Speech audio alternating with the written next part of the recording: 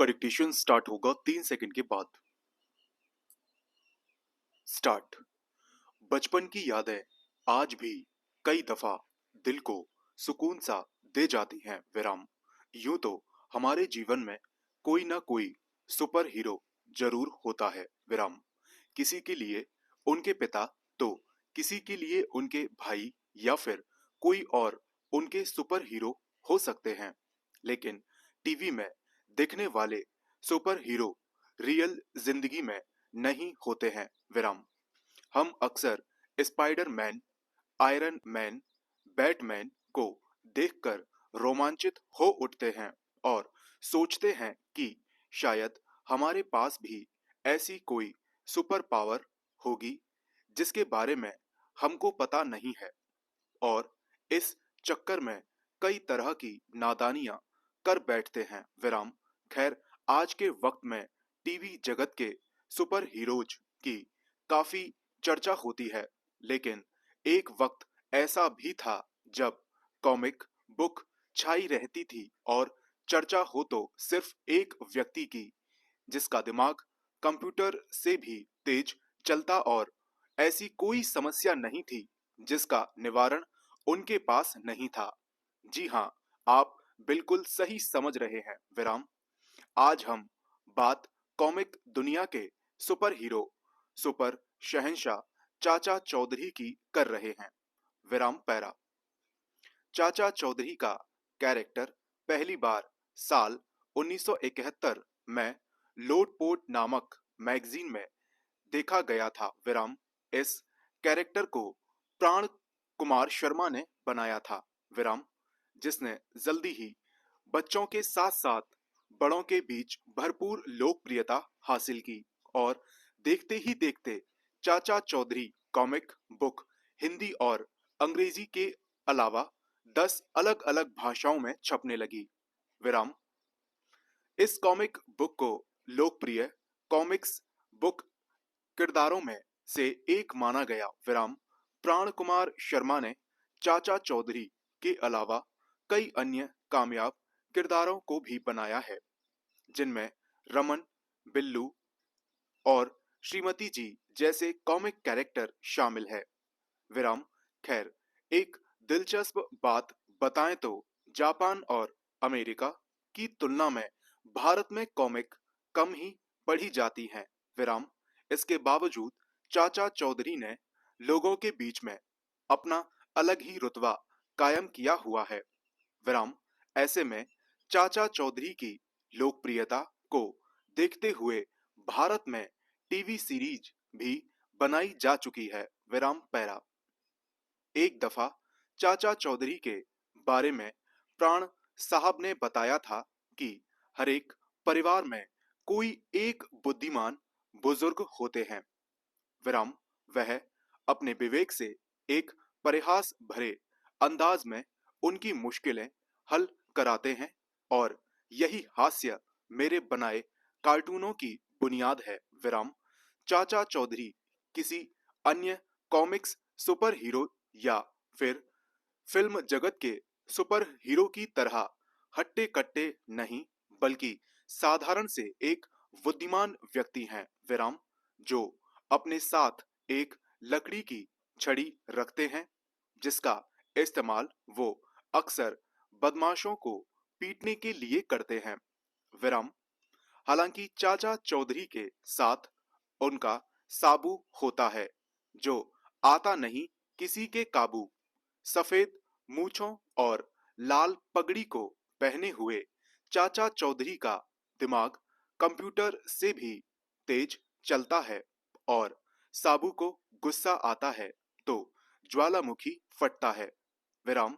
इस तरह के कैरेक्टर को प्राण कुमार शर्मा ने गढ़ा था। विराम।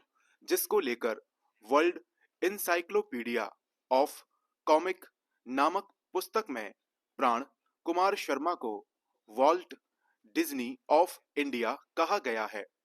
विराम पैरा। भारतीय समाज में यूं तो पिता के छोटे भाई को चाचा कहा जाता है और चाचा के साथ में चौधरी और लगा हुआ है। विराम। ऐसे में चौधरी शब्द की अपनी अलग ही पहचान है।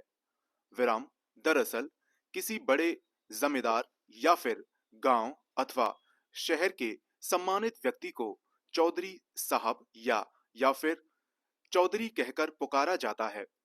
विराम चाचा चौधरी कॉमिक में चाचा चौधरी के अलावा बिनी, साबू और रॉकेट के अलावा कई सारे किरदार हैं। विराम दरअसल चाचा चौधरी का किरदार घरों में मौजूद बुजुर्ग व्यक्ति से लिया गया है जो अपने अनुभवों से बड़ी समस्या का निदान कर देते हैं। विराम इस कॉमिक बुक में एक किरदार गोबर सिंह के नाम का भी है जो हमेशा चाचा चौधरी को मारने की कोशिश करता रहता है, लेकिन साबू की वजह से गोबर सिंह हमेशा विफल हो जाता है। विराम ऐसे में वो चाचा चौधरी को परेशान करने की कोशिश करते और नए नए तिगड़म लगाता, लेकिन कंप्यूटर से भी तेज दिमाग के धनी चाचा चौधरी उसे उसी की चाल में फंसा देते। विराम पैरा भारतीय न्यायपालिका प्रणाली को विश्व की सबसे पुरानी न्यायपालिका प्रणाली के रूप में जाना जाता है।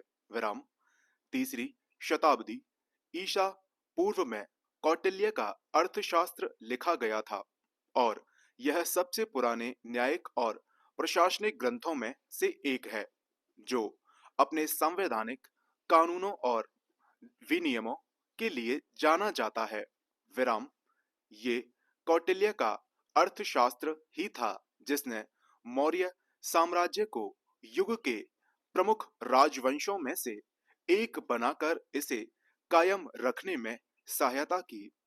विराम ऐसे में भारतीय न्यायपालिका प्रणाली और कौटिल्य कानूनी प्रणाली का बारीकी से अध्ययन करके हमने न्यायपालिका प्रणालियों की संरचना का विश्लेषण आपके लिए तैयार किया है। विराम तो आइए जानते हैं कि दोनों प्रणालियों के बीच क्या समानता और अंतर हैं। विराम यदि आप भारतीय न्यायपालिका प्रणाली के बारे में जानते हैं तो आप अगले कुछ पैराग्राफ को स्किप कर सकते हैं। विराम किसी भी मामले को समझने के लिए उसका थोड़ा बैकग्राउंड समझना जरूरी होता है। विराम इसलिए पहले बेसिक से शुरू करते हैं और भारतीय कानून प्रणाली की संरचना के बारे में बताते हैं। विराम पैरा देश भर में निचली अदालतों का कामकाज और उसका ढांचा लगभग एक जैसा है। विराम इन अदालतों का दर्जा इनके कामकाज को निर्धारित करता है। विराम ये अदालतें अपने अधिकारों के आधार पर सभी प्रकार के दीवानी और आपराधिक मामलों का निपटारा करती हैं। विराम ये अदालतें नागरिक प्रक्रिया संहिता 1908 और अपराध प्रक्रिया संहिता 1973 के आधार पर कार्य करती है। विराम अदालतों को इन संहिताओं में उल्लिखित प्रक्रियाओं के आधार पर निर्णय लेना होता है। विराम इन्हें स्थानीय कानूनों का भी ध्यान रखना होता है। विराम पैरा अब हम कौटिल्य की विधि व्यवस्था की संरचना को समझते हैं। विराम इस व्यवस्था में राजा मुख्य न्यायाधीश होता है। विराम कौटिल्य की व्यवस्था के अंतर्गत राजा ही मौर्य दरबार का सर्वोच्च न्यायाधीश होता है। विराम कौटिल्य व्यवस्था की सरकार या न्यायालय को दो भागों में बांटा गया, एक नागरिक कानून के लिए और दूसरा आपराधिक कानून के लिए। विराम नागरिक कानून में परिवार कानून, संविदा कानून और श्रम कानून शामिल हैं। विराम अपराधी में आपराधिक और असामाजिक गतिविधियों के दंड और उसके संबंध में दंड संहिता होती थी।